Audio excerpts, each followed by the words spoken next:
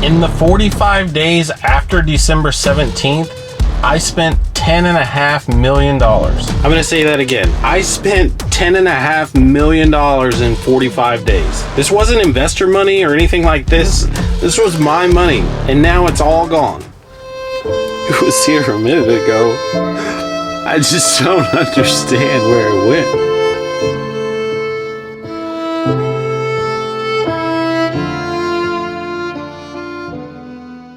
Back in December, I started a video series about how I was selling a large piece of property and how investors like me avoid tax by utilizing what's called a 1031 exchange.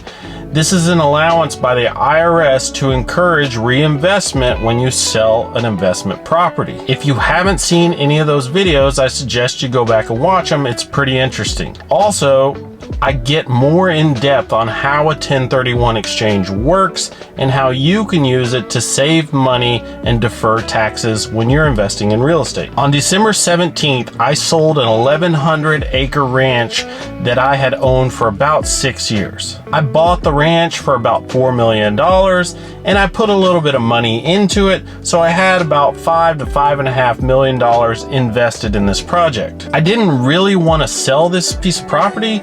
However, I'm building multiple businesses, and when you're building a business and you're reinvesting all the profits back into the business, it doesn't generate any excess cash for you. And as an investor, and as my portfolio looked as a whole, my cash flow was getting strained, and I needed to do something to make sure that I had enough cash flow to live on and support me while I reinvested and grew my businesses. Believe it or not, ranches don't really make much money. I did a video on that too. I sold my ranch for $11 million. So after realtor fees, closing costs, all that, I netted about $10.5 million. And like I said before, I had about $5.5 million tied up in this property.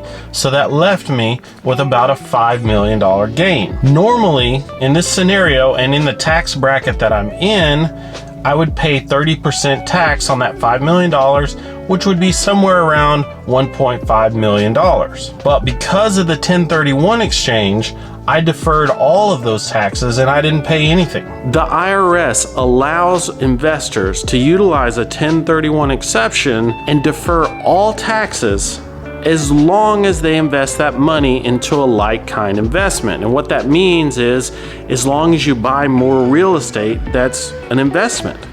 You can trade apartments for ranch land. You can trade ranch land for condos. It doesn't matter as long as it's an investment. The IRS wants investors to keep investing because that is what spurs the economy and keeps everything going. So where did I invest the money? What did I do with it? I am looking for like the ultimate thing for me. Remember, my goals were to create cash flow and something that I didn't have to spend a lot of time or effort on. And so like the creme de la creme, the ultimate thing when you're an investor, or at least in my mind, is commercial real estate that's managed. And that's what I did. I put all of my money into strip malls. Strip malls are great because they have long-term tenants in them that are under contract. The rate escalations and all this stuff is defined in the contract, so there's no negotiations. And the triple net. When you have a triple net, if rent is $1, you charge them the $1, but then you estimate the taxes, insurance, and maintenance, and you charge them that on top of the $1, and that's the triple net. Then at the end of the year, if you didn't add enough in for maintenance, or your taxes went up, or your insurance went up for some reason, you can go back to the tenants and get the difference, so your margin is locked in. It's beautiful. I love it. You're not going to get this with rent houses. You're not going to get this with other things. It's only commercial real estate. The other piece of this is I didn't want to mess with it a bunch. These buildings that I bought are managed. So there's a company and all they do is manage buildings. They make sure the rents get collected. If something's broken, they fix it. They do everything. I don't really have to do much of anything. If there's a problem that's outside of the normal realm of managing this property, they call me. I tell them what I want to do and they do it. So it's very low maintenance. The first one that I bought is a 17,000 square foot building sitting on 2.5 acres in San Antonio, Texas. It was built in 2020, so it's basically a brand new building. It has a hair salon, a nail salon, a doctor's office, and a Wingstop. There's also one vacant space that I'm actively trying to rent out now. I paid a whopping $7 million cash for this building. And if I rent out the last space, it should generate about $450,000 a year in free cash flow. This is after expenses, this is after taxes, this is after everything. $450,000 into my pocket. I didn't use any debt when I bought this. It was a 100% cash deal. And I didn't stop there. I still had another $3.5 million to invest. So I bought another strip mall in San Antonio, Texas for $3.5 million.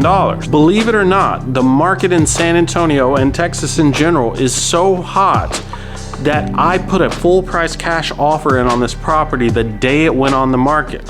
And I wasn't sure I was gonna get it because we had several other properties that I had put in full price cash offers on and they came back for best and finals, or we didn't get the property. This property is 9,000 square feet and it sits on about 1.5 acres.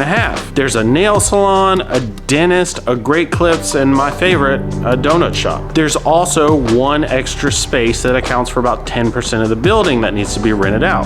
This property, once fully rented out, should generate about $200,000 to $225,000 a year in free cash flow after expenses. Both of the buildings I bought had about a 6.5% cap rate, and that's your return. That's what's gonna go in your pocket. If I pay $10 million for these properties, I should make about $650,000 with a 6.5% cap rate. So effectively, I bought 2 different properties for a total of $10.5 million that should generate somewhere around $600,000 a year in net cash flow, and I paid 0 taxes. Also, I don't have to do a lot for the money because there's 2 separate managers, one for each property.